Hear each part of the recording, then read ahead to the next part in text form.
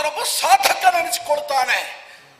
ಆ ವಿಚಾರವಾಗಿ ಗಮನ ಹರಿಸಿದಾಗ ನಾನು ಏನಾದರೂ ಒಂದು ಸಾಧನೆ ಮಾಡಬೇಕು, ಜಗತ್ತಿನಲ್ಲಿ ನನ್ನದೇ ಆದಂತ ಒಂದು ಸಾಧನೆ ಹೆಗ್ಗುರುತನ್ನು ಸ್ಥಾಪಿಸಬೇಕು ಎನ್ನುವಂತ ಇರಾದೆಯನ್ನು ಇಳಿಸಿಕೊಂಡವ ನಾನು. ಪ್ರಾಚೀನ ಬರಿಹೆ ನಮ್ಮ ಹಿನ್ನೆಲೆ ಅದು. ಪ್ರಚೇತಸರು 10 ಮಂದಿ, ಅವರಲ್ಲಿ ಹಿರಿಯವನ ನಾನು, ಮಕ್ಕಳಲ್ಲಿ ಹಿರಿಯವ ದಕ್ಷ ಅಂತ ನನ್ನ ಹೆಸರು. ನನಗೊಬ್ಬ ಸಹೋದರನಿದ್ದಾನೆ ರೂಕ್ಷ ಅಂತ ಅವರ ಹೆಸರು. ಬದುಕು ಬಿರುಗಾಳಿಗೆ ಸಿಕ್ಕಿದ ತರಗಲೆ ಅಂತಾಗಬಾರದು. ತನ್ನ ಬದುಕಿನಲ್ಲಿ ಉಜ್ವಲವಾದಂತಹ ಭವಿಷ್ಯತ್ತನ್ನು ತಾನೇ ರೂಪಿಸಿಕೊಳ್ಬೇಕು ಎಂದು ತಿಳಿದಂತಹ ನಾನು ನನ್ನಪ್ಪನಲ್ಲಿ ಕೇಳಿಕೊಂಡೆ, ಏನಪ್ಪ ನನ್ನ ಬದುಕಿಗೆ ದಾರಿ ಏನು, ಬದುಕಿಗೆ ಒಂದು ಗುರಿ ತೋರಿಸು ಅಂತ ಹೇಳಿದಾಗ ಅವರ ಬದುಕಿನಲ್ಲಿ ನಡೆದಂತಹ ಘಟನೆಗಳನ್ನು ವಿವರಣೆ ಮಾಡಿದರು. ಮಗನೇ, ಶಿವನ ಕುರಿತಾಗಿ ತಪಸ್ಸನ್ನು ಆಚರಿಸಿದೆ ನಾನು. ಪ್ರಜಾಧಿಪತ್ಯದ ಅಧಿಕಾರವನ್ನು ಕರುಣಿಸಬೇಕು ಅಂತ. ಆವಾಗ ಪರಮೇಶ್ವರ ದೇವರು ಹೇಳಿದ್ರಂತೆ, ನಿನಗೆ ಕೊಡ್ಲಿಕ್ಕೆ ಆಗುವುದಿಲ್ಲ, ನಿನ್ನ ಮಕ್ಕಳಿಗೆ ಸಿಗಬಹುದು ಅಧಿಕಾರ ಅಂತ ಹೇಳಿದ್ರಂತೆ. ಅದನ್ನೇ ಜ್ಞಾಪಿಸಿದ್ರು ನನ್ನ ಅಪ್ಪ. ಮಗನೇ, ಸಾಧಿಸುವುದಿದ್ದರೆ ಒಂದು ಸಾಧನೆಗೆ ಒಂದು ಅವಕಾಶ ಇದೆ. ಬ್ರಹ್ಮದೇವನ ಕುರಿತಾಗಿ ತಪಸ್ಸನ್ನು ಮಾಡು. ತಪಸ್ಸಿಗೆ ಒಲಿದು ಬಂದಂತಹ ಬ್ರಹ್ಮನಲ್ಲಿ ಕೇಳಿಕೋ, ಪ್ರಜಾಧಿಪತ್ಯದ ಅಧಿಕಾರವನ್ನು ಕೊಡುವಂತೆ. ನಿನ್ನ ಶ್ರದ್ಧಾಭಕ್ತಿಗೆ ಆತ ಆ ಒಂದು ಪದವಿಯನ್ನು ಕೊಟ್ಟರೆ ನಿನ್ನ ಬದುಕಿಗೆ ಅದೊಂದು ದೊಡ್ಡ ಹೆಗ್ಗುರುತಾಗ್ತದೆ. ಹೌದು, ಅದನ್ನು ಮನಗಂಡು ತಪಸ್ಸಿಗಾಗಿ ನಾನು ಪ್ರಯತ್ನ ಪಟ್ಟೆ. ಎಲ್ಲರೂ ಕಾಡಿನಲ್ಲಿ ಹೋಗಿ ತಪಸ್ಸು ಮಾಡೋದು, ನನ್ನದು ಹಾಗಲ್ಲ. ಸಮುದ್ರಕ್ಕೆ ಹೋದೆ, ಸಮುದ್ರ ನೀರಲ್ಲಿ ನಿಂತು ತಪಸ್ಸನ್ನು ಆಚರಿಸಿದೆ. 1-2 ದಿವಸ ಅಲ್ಲ, 1000 ವರ್ಷ ತಪಸ್ಸನ್ನು ಆಚರಿಸಿದಾಗ ಬಂದಂತಹ ಬ್ರಹ್ಮ ನನ್ನ ಇಷ್ಟಾರ್ಥವಾಗಿ ನಾನು ಯಾವುದನ್ನು ಅಪೇಕ್ಷೆ ಪಟ್ಟಿದ್ದೇನೋ ಅದನ್ನು ಅಸ್ತು ಅಂತ ಹೇಳಿದ. ಈಗ ಪ್ರಜಾಧಿಪತ್ಯದ ಅಧಿಕಾರ, ಆ ಪದವಿ ನನಗೆ ಪ್ರಾಪ್ತಿಯಾಗಿದೆ. ನನ್ನ ಸಹೋದರ ಅಪ್ಪ ಇಲ್ಲದ ಮಕ್ಕಳಂತೆ ಇರಬಾರ್ದು. ಅವನು ನನ್ನ ಹಾಗೆ ಏನಾದರೂ ಒಂದು ಸಾಧನೆ ಮಾಡಬೇಕು. ಸಾಧನೆ ಮಾಡಬೇಕಿದ್ರೆ ಬುನಾದಿ ವಿದ್ಯಾಕ್ಷೇತ್ರ, ವಿದ್ಯಾವಂತನಾಗಬೇಕು, ಬುದ್ಧಿವಂತನಾಗಬೇಕೆಂಬ ಉದ್ದೇಶದಿಂದ ಯೋಗ್ಯ ಗುರುಗಳ ಬಳಿಗೆ ಅವರನ್ನು ಕಲಿಸಿಕೊಟ್ಟೆ. ವಿದ್ಯಾರ್ಥಿನೇನು ಮಾಡು, ಏನು ಮಾಡುದಿದ್ರು ವಿದ್ಯೆಯ ಬಲ ಹೊಂದಿದ್ದರೆ ಹೇಗೂ ಬದುಕಬಹುದು, ಏನಾದರೂ ಸಾಧಿಸಬಹುದು ಎನ್ನುವ ಉದ್ದೇಶದಿಂದ ಗುರು ವಿಕ್ಷಿಪ್ತರು ಅಂದರೆ ಶ್ರೇಷ್ಠ ಗುರುಗಳು ಅವರ ಬಳಿಯಲ್ಲಿ ವಿದ್ಯಾರ್ಜನೆಯನ್ನು ಮಾಡ್ತಾ ಇದ್ದಾನೆ ನನ್ನ ಸಹೋದರ. ತಪಸ್ಸಿನಲ್ಲಿ ಬ್ರಹ್ಮಣ್ಯದ ಮರವನ್ನು ಪಡೆದಿದ್ದೇನೆ. ಈ ಸಂತಸದ ಸುದ್ದಿಯನ್ನು ನಾನೊಬ್ಬನೇ ಅನುಭವಿಸುವುದಲ್ಲ, ನನ್ನ ಸಹೋದರ ಅವನೊಂದಿಗೆ ಹಂಚಿಕೊಳ್ಬೇಕು. ನಮ್ಮವರಿಗೆಲ್ಲರಿಗೂ ಈ ವಿಚಾರ ತಿಳಿಸಬೇಕು. ಅರಮನೆಯನ್ನು ಪ್ರವೇಶ ಮಾಡಿದ್ದೇನೆ. ಇಲ್ಲಿ ನನ್ನ ಎದುರು ಭಾಗಕ್ಕೆ ತಮ್ಮ ಬರಬೇಕಿತ್ತು, ನನ್ನನ್ನು ಸ್ವಾಗತ ಮಾಡೋದಕ್ಕಾಗಿ. ಕಾಣಿಸ್ತಾ ಇಲ್ಲ, ಎಲ್ಲಿ ಹೋಗಿರ್ಬೋದು. ಗುರುಮಠದಿಂದ ಬಂದಿದ್ದಾನೆ ಎನ್ನುವಂತಹ ವಿಚಾರ ನನ್ನ ಗಮನಕ್ಕೆ ಬಂದಿದೆ. ಎಲ್ಲಿ ಹೋದ? ಅವನಲ್ಲಿ ಕೇಳೋದಕ್ಕಿಂತ ಬದಲು ಗುರುಮಠಕ್ಕೆ ಕರೆ ಕಳುಹಿಸಿದ್ದೇನೆ, ಗುರುಗಳು ಬರಬೇಕು ಅಂತ. ಬಂದಿದ್ದಾರಾ? ಬಂದ ಗುರುವಿಗೆ ಬಂದಿದ್ದು ಕುಶಲ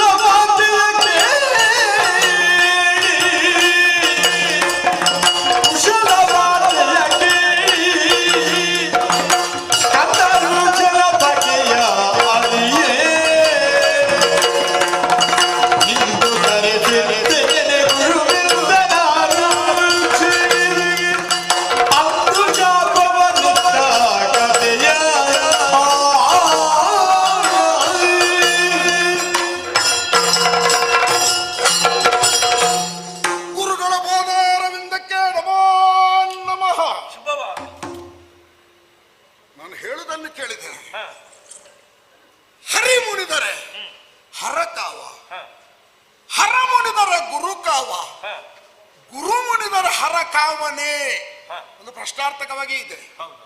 ಅಂದ್ರೆ ಗುರು ಮುನಿದರೆ ಪರಿಹಾರ ಇಲ್ಲ ಎನ್ನುವುದು ಒಂದು ಮಾತು. ಯಾಕೆ ಈ ಮಾತನ್ನು ಉಲ್ಲೇಖ ಮಾಡಿದೆ? ಗುರುವಿನ ಸ್ಥಾನ ಅಷ್ಟು ಶ್ರೇಷ್ಠವಾದುದು. ಜನ್ಮ ಪಡೆದಂತಹ ವ್ಯಕ್ತಿಗೆ ಬಾಲ್ಯದಲ್ಲಿ ಕೊಡುವಂತಹ ಸಂಸ್ಕಾರ ಯಾವುದು? ಮಾತೃದೇವೋ ಭವ, ಪಿತೃದೇವೋ ಭವ, ಆಚಾರ್ಯ ದೇವೋ ಭವ, ಆಮೇಲೆ ಅತಿಥಿ ದೇವೋ ಭವ. ತಂದೆ ತಾಯಿಯರ ನಂತರ ಗೌರವದ ಸ್ಥಾನವನ್ನು ಅಲಂಕರಿಸುವಂತಹ ಯೋಗ್ಯತೆ ಇರುವುದು ಆಚಾರ್ಯರಿಗೆ, ಅಂದ್ರೆ ಗುರುಗಳಿಗೆ. ಅಂತಹ ಪರಮ ಪದವಿಯನ್ನು ಪಡೆದಂತಹ ನಿಮ್ಮ ಪಾದ ಪದ್ಮಗಳಿಗೆ ನನ್ನ ಪ್ರಣಾಮಗಳು. ಗುರುವರ್ಯರೇ, ನಾನು ತಪಸ್ಸಿಗಾಗಿ ಹೋಗುವಂತಹ ಸಂದರ್ಭ ನನ್ನ ಸಹೋದರ ರೂಕ್ಷನನ್ನು ಒಬ್ಬ ಯೋಗ್ಯ ನಾಗರಿಕ ವ್ಯಕ್ತಿಯನ್ನಾಗಿ ಮಾಡಿ ಸಮಾಜಕ್ಕೆ ಆತನೊಂದು ಸಂಪತ್ತಾಗಿ ಪರಿಣಾಮ ಕೊಡ್ಲಿ ಎನ್ನುವ ಉದ್ದೇಶದಿಂದ ವಿದ್ಯಾರ್ಥಿಗಳಿಗಾಗಿ ನಿಮ್ಮ ಗುರುಮಠಕ್ಕೆ ಕಳುಹಿಸಿಕೊಟ್ಟವ ನಾನು. ವಿದ್ಯೆ ಪೂರ್ತಿ ಆಗಿರಬಹುದು ಅಂತ ನಾನು ಭಾವಿಸ್ತೇನೆ. ಅದು ನೀವೇ ಹೇಳಬೇಕು. ಗುರುಗಳೇ, ನೀವು ಬರುವಾಗ ಉಲ್ಲಾಸಿತರಾಗಿ ಬರಬೇಕಾದಂತಹ ನೀವು ನೆಲನೋಟಕರಾಗಿ ಏನೋ ಒಂದು ನಿಮ್ಮ ಬದುಕಿನಲ್ಲಿ ದುರಂತ ಆಗಿದೆ ಎನ್ನುವುದು ನಿಮ್ಮ ವರ್ತನೆಯಲ್ಲಿ ಪ್ರತಿಬಿಂಬಿಸಲ್ಪಡ್ತಾ ಇದೆ. ಆ ಕಾರಣದಿಂದಾಗಿ ಹೇಳ್ತಾ ಇದ್ದೇನೆ, ಯೋಚನೆ ಮಾಡಬೇಡಿ, ನಾನಿದ್ದೇನೆ. ಎಂತಹ ಸಮಸ್ಯೆ ಇರಲಿ ಲೀಲಾಜಾಲವಾಗಿ ಪರಿಹರಿಸುವಂತಹ ಯೋಗ್ಯತೆ ನನ್ನಲ್ಲಿದೆ. ಪ್ರಜಾಧಿಪತ್ಯದ ಅಧಿಕಾರವನ್ನು ಸ್ವೀಕರಿಸಿ ಬಂದವ ನಾನು. ಏನು ಗುರುಗಳೇ, ಏನು ನಷ್ಟ ಆಗಿದೆ ನಿಮಗೆ? ಏನಾದರೂ ಕಷ್ಟ ಆಗಿದೆ? ಏನು ಸಮಸ್ಯೆ ಹೇಳಬಹುದೇ? ಸಹೋದರನಲ್ಲಿ ಪ್ರಜೇಶ್ವರ ರೂಕ್ಷ ವಿದ್ಯೆಯನ್ನು ಪೂರ್ತಿಗೊಳಿಸಿದ್ದಾನೆ. ಏನೆಲ್ಲ ಆಯ್ತು ಎಲ್ಲವನ್ನು ಹೇಳಬಹುದೇ? ಪ್ರಜೇಶ್ವರ, ನಡೆದಂತಹ ಘಟನೆಗಳನ್ನು ನಿನ್ನಲ್ಲಿ ಹೇಗೆ ವಿವರಿಸಬೇಕೆಂದೇ ನನಗೆ ಅರ್ಥವಾಗುವುದಿಲ್ಲ. ಏನು ಮುಚ್ಚುಮರ ಮಾಡಬೇಡಿ, ಸಂಕೋಚವಾಗಿ ಸಂದೇಹವಾಗಿ ಹೇಳಬೇಡಿ. ಮುಚ್ಚುಮರೆ ಮಾಡುವಂತಹ ವಿಷಯವೂ ಇದಲ್ಲ. ಯಾಕಂದ್ರೆ ನಿನ್ನಿಂದ ಕಳುಹಿಸಲ್ಪಟ್ಟಂತಹ ನಿನ್ನ ತಮ್ಮ ಆ ವೃಕ್ಷ ನಾನು ಹೇಳಿಕೊಟ್ಟಂತಹ ವಿಷಯಗಳನ್ನೆಲ್ಲ ಜ್ಞಾಪಕದಲ್ಲಿ ಇಟ್ಟುಕೊಂಡು ಕೇಳಿದ ಪ್ರಶ್ನೆಗೆ ಸಮರ್ಪಕವಾದಂತಹ ಉತ್ತರವನ್ನು ಕೊಟ್ಟು ಏಕಪಾಟಿ ಎನ್ನುವಂತಹ ವಿಶೇಷವಾದಂತಹ ಬಿರುದನ್ನು ನನ್ನಿಂದ ಪಡೆದ. ಅದು ಅವನಿಗೆ ಬಂದದ್ದಂದ್ರೆ ಅದು ರಕ್ತಗತವಾಗಿ ನಮ್ಮ ಪರಂಪರೆ ಹಾಗೆ ಭಾವಿಸಿಕೊಂಡೆ. ಏಕಪಾಠಿ ಒಂದು ಸಲ ಹೇಳಿದ್ರೆ ಸಾಕು, ಮತ್ತೆ ತಿರುಗಿಸಿ ಕೇಳುವಂತ ಅವಶ್ಯಕತೆ ಇಲ್ಲ. ಆದರೆ ಕಾಲ ಕ್ರಮೇಣ ಅವನ ಬುದ್ಧಿಗೆ ಏನು ಮಂಕು ಕವಿಯಿತು ನನಗೆ ಅರ್ಥವಾಗುವುದಿಲ್ಲ. ಅಂದ್ರೆ ಇದ್ದಕ್ಕಿದ್ದಂತೆ ಒಂದು ದಿವಸ ಬಂದು ನನ್ನಲ್ಲಿ ಕೇಳಲಾಗದ ಕೆಲವಾರು ಪ್ರಶ್ನೆಗಳನ್ನು ಕೇಳಿದ. ಸಹಜ ಗುರುಗಳೇ, ಕೆಲವು ಗುರುಗಳು ಇಷ್ಟು ಅಂತ ಒಂದು ಲೆಕ್ಕಾಚಾರ ಇರ್ತದೆ. ಇಷ್ಟನ್ನು ಈ ತಿಂಗಳಲ್ಲಿ ಇಷ್ಟನ್ನು ಮಾತ್ರ ಹೇಳಿಕೊಡುದು, ಮುಂದಿನ ತಿಂಗಳಲ್ಲಿ ಇಷ್ಟು ಅಂತ ಆ ವ್ಯಾಪ್ತಿ ಒಂದು ಗಡಿ ಅವ್ರು ಹಾಕಿಕೊಂಡಿರ್ತಾರೆ. ಎಲ್ಲ ಮಕ್ಕಳಿಗೆ ಅದು ಸಾಕಾಗುವುದಿಲ್ಲ. ಕೆಲವು ಬೆಳವಣಿಗೆಯಲ್ಲಿ ಸೂಕ್ಷ್ಮತೆಯನ್ನು ಗ್ರಹಿಸಿಕೊಂಡಂತಹ ಆ ವಿದ್ಯಾರ್ಥಿಗಳು ಮುಂದಿನ ಪಾಠದತ್ತ ಗಮನ ಹರಿಸ್ತಾರೆ. ಹಾಗಾಗಿ ಕೆಲವು ಪ್ರಶ್ನೆಗಳನ್ನು ಕೇಳಬಹುದು. ಗುರುಗಳು ಅದಕ್ಕೆ ಸಮರ್ಪಕ ಉತ್ತರ ಕೊಟ್ಟರೆ ಜೀವನಕ್ಕೆ ಬೇಕಾದಂತಹ ವಿಷಯವೇ ಹೌದು ಅಂತಾದ್ರೆ ಅದನ್ನು ಕೇಳಬಹುದಿತ್ತು. ಅದನ್ನು ಮೀರಿದಂತಹ ಕೆಲವಾರು ಪ್ರಶ್ನೆಗಳನ್ನು ಕೇಳಿದ. ಅಲೌಕಿಕವಾದ್ದು. ಹೌದು, ಆವಾಗ ಹೇಳಿದೆ, ಲೋಕಕ್ಕೆ ಸಂಬಂಧಪಟ್ಟದ್ದಲ್ಲ, ಪಾರಮಾರ್ಥಿಕ ದೇವರಿಗೆ ಸಂಬಂಧಪಟ್ಟದ್ದು. ನಿಜ. ಕೇಳಬೇಕಾದ್ದೆ ಒಳ್ಳೆ ಪ್ರಶ್ನೆ ಅದು ಕೇಳಬೇಕಾದ. ಹೌದು, ಅಲೌಕಿಕ ಪರಮಾತ್ಮನ ಕುರಿತಾಗಿ ಇರಬಹುದಪ್ಪ. ಅದನ್ನು ಪಡೆಯುವಂತಹ ಸಮಯ ಸಂದರ್ಭವು ಅಂತ ಇಂಥದ್ದೇ ಅಂತ ಉಂಟಲ್ಲ. ನಾವು ಕೂಡ ಆ ಪ್ರಾಯದಲ್ಲಿ ಅವನಿಗೆ ಈ ಪ್ರಾಯದಲ್ಲಿ ಅವನಿಗೆ ಹೇಳುವಂತದ್ದಲ್ಲ. ಆದ್ರಿಂದ ಅದೇ ಮಾತನ್ನು ಹೇಳಿದೆ, ಈ ಪ್ರಾಯದಲ್ಲಿ ನಾನು ಈ ವಿಚಾರವು ನಿನಗೆ ಹೇಳಕೂಡದು ಎಂದು ಹೇಳಿದರೆ ಅವನಿಗೆ ಮನಸ್ಸಿಗೆ ತುಂಬಾ ಬೇಸರಾದಿತ್ತು. ಯಾಕಂದ್ರೆ ಅವನು ಸಂಗ್ರಹ ಮಾಡುವುದರಲ್ಲಿ ನಿಪುಣ. ಹೌದಪ್ಪ, ಅವನಿಗೆ ಒಂದೇ ಸಾಕಾಗುದಿಲ್ಲ, ಇನ್ನು ಹೆಚ್ಚಿನದ್ದು ಬೇಕು. ಹಾಗೆ ಕುತೂಹಲದಿಂದ ನಿಮ್ಮಲ್ಲಿ ಇನ್ನೂ ಏನಿದೆ ಅಂತ ಕೇಳಿರಬಹುದು. ಅದು ಸಂಗ್ರಹ ಮಾಡಬೇಕಪ್ಪ. ನಾವು ಎಷ್ಟನ್ನು ಎಷ್ಟನ್ನು ಇಟ್ಟುಕೊಳ್ಳುವುದಕ್ಕೆ ಅರ್ಹತೆ ಇದೆಯೋ ಅಷ್ಟನ್ನು ಮಾತ್ರ ಪಡೆಯುವ ಆ ಆಸಕ್ತಿ ಇರಬೇಕೆ ಹೊರತು ಅದಕ್ಕಿಂತ ಅಧಿಕವಾದನ್ನು ಪಡೆಯುವ ಅರ್ಹತೆ ಇರಬಾರದು. ಹೀಗೆ ನಾನು ಅವನಿಗೆ ಹೇಳಿದೆ. ಆವಾಗ ಅವನನ್ನು ಸುಮ್ಮನೆ ಕೂತ್ಕೊಳ್ಳಿಲ್ಲ, ಸಿಟ್ಟಿಗೆದ್ದ. ಸಿಟ್ಟು ಬಂತೆ. ಹೌದು, ಗುರುವಾದಂತಹ ನನ್ನನ್ನು ನಿಂದಿಸಿದ, ಬ್ರಾಹ್ಮಣ್ಯವನ್ನು ನಿಂದಿಸಿದ, ಪೀಠವನ್ನೇ ನಿಂದಿಸಿದ. ಅಂದ್ರೆ ಈ ಹೊತ್ತಿಗೆ ನನ್ನ ಮನಸ್ಸು ಕೆರಳಿತು. ಕೋಪ ಕೆಂಡವಾಗಿ. ನಿಮಗೆ ಹೌದು ಕೋಪ ಬಂತ? ಹೌದು, ಕೋಪ ಬಂದು ಮುಂದಕ್ಕೆ ನೀನು ಮತ್ತಿಗೆ ನಾನಾಗೆಂದು ತಪ್ಪಿದ್ದೇನೆ ಯಾ ಶಬ್ದಿದ್ದೇನೆ. ಯಾರು? ದಕ್ಷಿಣಾದಿ ಮೇಲೆ ಅವಿತಾದಿ ಮಾರ್ಗದ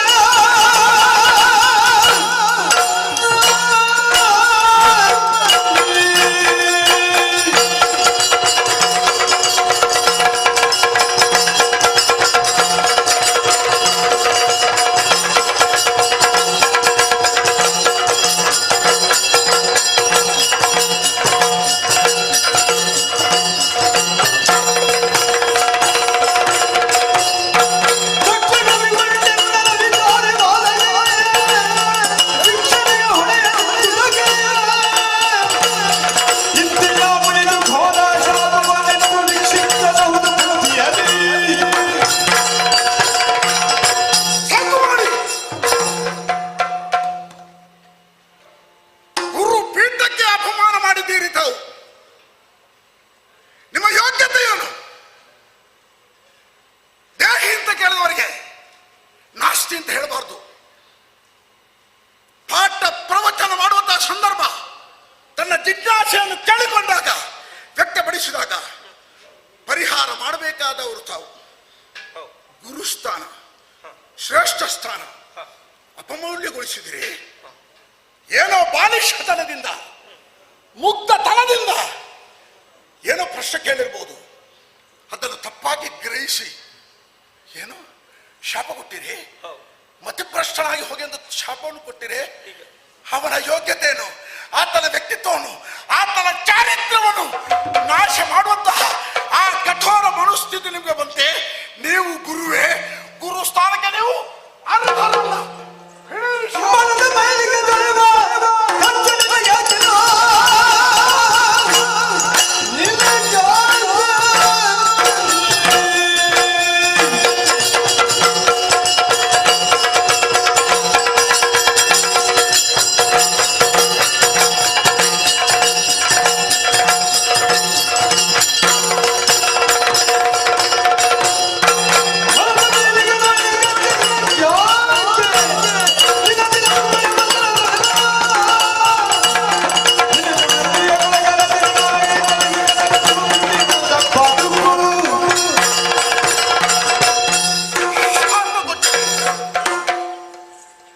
ನನ್ನ ತಮ್ಮನ ಬದುಕನ್ನೇ ಕಸಿದುಕೊಂಡಿರಿ. ನೀವು ಮಾಡಿದಂತಹ ಘೋರ ಅಪರಾಧ ಕ್ಷಮಾರ್ಹವಾದುದೇ ಅಲ್ಲ. ಆ ಸ್ಥಾನವನ್ನು ಅಪಮೌಲ್ಯಗೊಳಿಸುತ್ತಾ ನಿಮಗೆ. ಹೌದು, ಈಗ ನನಗೆ ಮನದ ಬೇಗುದಿ ತಡೆದುಕೊಳ್ಳುವುದಕ್ಕೆ ಅಸಾಧ್ಯವಾಗಿದೆ.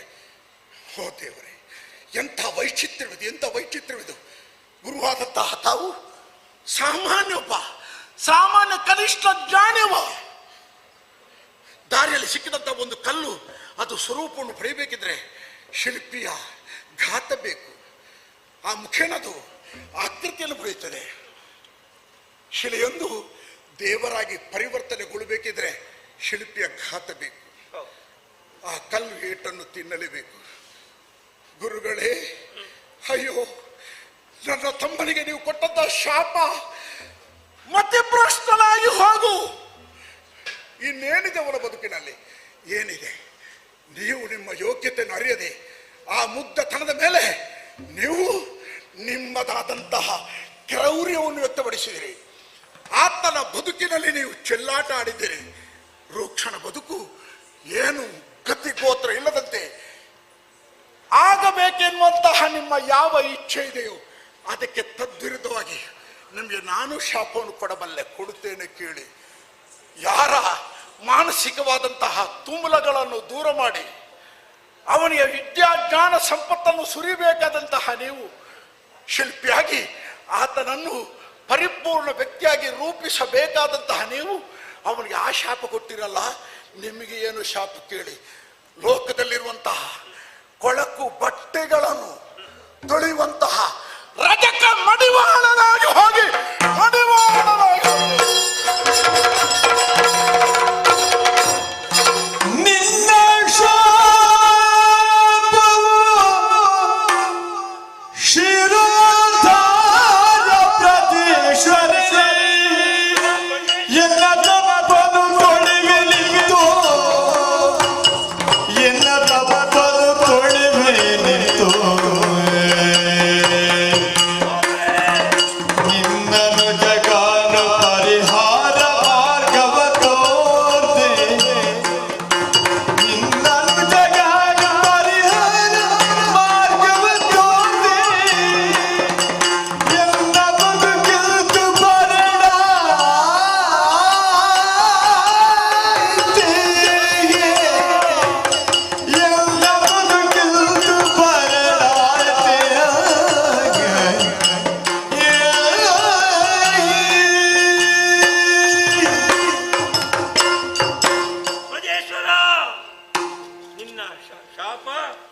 ನನಗೆ ಶಿರೋಧಾರ್ಯ ಸಂತೋಷವಾಗಿ ಸ್ವೀಕರಿಸಿದ್ದೇನೆ, ಮಾತಿಲ್ಲ.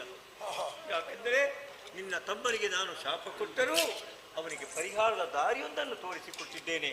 ಮುಂದಕ್ಕೆ ಅದು ಆ ಮಹರ್ಷಿಗಳ ಸಪ್ತರ್ಷಿಗಳ ಸಂದರ್ಶನದ ಮೂಲಕವಾಗಿ ತಾರಕ ಮಂತ್ರದ ಪ್ರಭಾವದಿಂದ ನೀನೀ ಲೋಕ ಪೂಜನೀಯ ವ್ಯಕ್ತಿಯಾಗಿ ಮೆರೆಯುತ್ತಿ ಅಂತಹ ಕಾಲವನ್ನು ಕಾಯ್ತಾ ಇರಿ ಎಂಬಾಗಿ ಅವರನ್ನು ಹರಸಿ ಕಳುಹಿಸಿದ್ದೇನೆ. ಆದರೆ ಈ ಕಾರಣದಿಂದ ನಿನ್ನಿಂದ ಶಾಪ ಪಡೆದಂತಹ ನಾನು ಮುಂದೆ ರಜಕನಾಗಿಯೇ ಬಾಳಬೇಕೇ, ಬೇರೆ ವಿಧಿಯೇ ಇಲ್ಲವೇ? ಪ್ರಜೇಶ್ವರ ಮನ್ನಿಸು, ಮನ್ನಿಸು, ಮನ್ನಿಸು. ಮರುಗದಿರು ನೀ ಶಾಪ ಪರಿಮಾರ್ಜನೆಯ ಹೊಂದೆ ತೆರಳು ತಮ್ಮ ಶಿಷ್ಯನಿರುವವನಿಗೆ ಮರಳಿ ಮರವಿದ ತರುಳು ಹೊಂದಿರುವ ಹೊರ ಪರಿತು ಕರುಣಾಡುದಾರಿತು.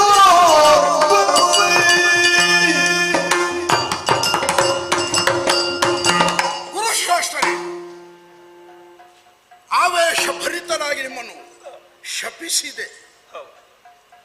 ನಿಮ್ಮ ದುಃಖಾಶ್ರುವನ್ನು ನೋಡಿ ನಾನೀಗ ಪರಿತಪಿಸ್ತಾ ಇದ್ದೇನೆ.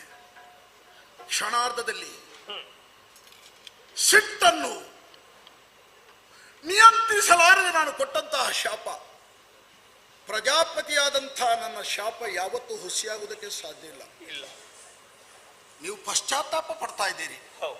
ನಿನ್ನ ತಮ್ಮನಿಗೆ ನಾನು ಕೊಟ್ಟಂತಹ ಶಾಪ ಅದು ಕೈಮೀರಿ ಹೋಯಿತು.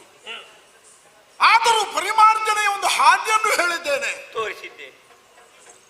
ನನಗೆ ನೀನು ಶಾಪ ಕೊಟ್ಟಿದ್ದಿ, ಇದಕ್ಕೆ ಪರಿಮಾರ್ಜನೆ ಇಲ್ಲವೇ? ಉಂಟು ಗುರುಗಳೇ. ಅಪ್ಪಣೆಯಾಗಿದೆ. ರೋಗ ಎಂದ ಬಳಿಕ ಅದಕ್ಕೊಂದು ಔಷಧಿ ಇದ್ದೇ ಇದೆ. ಸಮಸ್ಯೆ ಎಂದ ಬಳಿಕ ಆ ಸಮಸ್ಯೆಗೆ ಪರಿಹಾರಕ್ಕೊಂದು ದಾರಿ ಇದ್ದೇ ಇದೆ. ಅದು ನಿಮಗೆ ಅಷ್ಟು ಸುಲಭದಲ್ಲಿ ಗೋಚರಕ್ಕೆ ಬರುವಂತದ್ದಲ್ಲ. ನನ್ನ ಶಾಪ ನಿಮಿತ್ತವಾಗಿ ನೀವು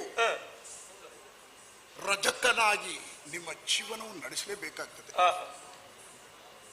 ಪ್ರಾಯಶ್ಚಿತ ಪರಿಮಾರ್ಜನೆ ಯಾವಾಗ ಯಾವ ನನ್ನ ತಮ್ಮನಿಗೆ ನೀವು ಶಾಪ ಕೊಟ್ಟಿದ್ದೀರೋ ಆ ವ್ಯಕ್ತಿಯೇ ಶ್ರೇಷ್ಠ ವ್ಯಕ್ತಿಯಾಗಿ ನಿಮ್ಮ ಮುಂದೆ ಬರ್ತಾನೆ. ಆ ಹೊತ್ತಿಗೆ ನೀವು ಅವನ ಸಂಪರ್ಕಕ್ಕೆ ಹೋಗ್ತೀರಿ. ಅವನೊಂದಿಗೆ ಶಿಷ್ಯತ್ವವನ್ನು ತಾವು ಸ್ವೀಕರಿಸಬೇಕು. ಅಂದು ನೀವು ಅವನಿಗೆ ಗುರುವಾಗಿದ್ದೀರಿ. ಮುಂದೆ ನಿಮ್ಮ ಬದುಕಿನಲ್ಲಿ ಅವ ನಿಮಗೆ ಗುರುವಾಗಬೇಕು. ಅವ ಗುರುಸ್ಥಾನದಲ್ಲಿ ನಿಂತು ನಿಮಗೆ ಏನನ್ನು ಉಪದೇಶ ಮಾಡ್ತಾನೋ ಅದು ಪರಿಮಾರ್ಜನೆಯ ಹಾದಿ. ಹಾಗಾಗಿ ಶಾಪ ನಿಮಿತ್ತವಾಗಿ ನೀವು ರಜಕನಾಗಲೇಬೇಕು. ಪರಿಹಾರ ಆ ಭಗವಂತನ ಇಚ್ಛೆ ಇದು ಹೊರತು ನನ್ನಿಂದ ಆದದ್ದು ಎಂದು ಭಾವಿಸಿಕೊಳ್ಬೇಡಿ. ಸಮಸ್ತ ಜೀವಕೋಟಿಯ ರಕ್ಷಣೆಯ ಹೊಣೆಗಾರಿಕೆ ನನಗಿದೆ. ಹೀಗೆಲ್ಲ ಯಾಕೆ ಆಯ್ತು? ಎಲ್ಲ ದೈವ ಚಿತ್ತ. ತೇನವಿನ ತೃಣಮಪಿ ನ ಚಲತಿ. ಒಂದು ಹುಲ್ಲು ಕಡ್ಡಿಯು ಇತ್ತಿಂದತ್ತ ಚಲಿಸಬೇಕಿದ್ದರೆ ಭಗವಂತನ ಸಂಕಲ್ಪ ಬೇಕು. ಹೀಗೆಲ್ಲ ಆಗಬೇಕೆನ್ನುವಂತಹ ಉಲ್ಲೇಖ ಇದ್ದರೆ ಇದನ್ನು ತಪ್ಪಿಸಕ್ಕೆ ನಾವ್ಯಾರು ಹೇಳಿ? ಈ ಹೊತ್ತು ಯಾರ್ದು ತಪ್ಪು ಯಾರದ್ದು ಸರಿ ಎನ್ನುವುದು ಮುಖ್ಯವಲ್ಲ.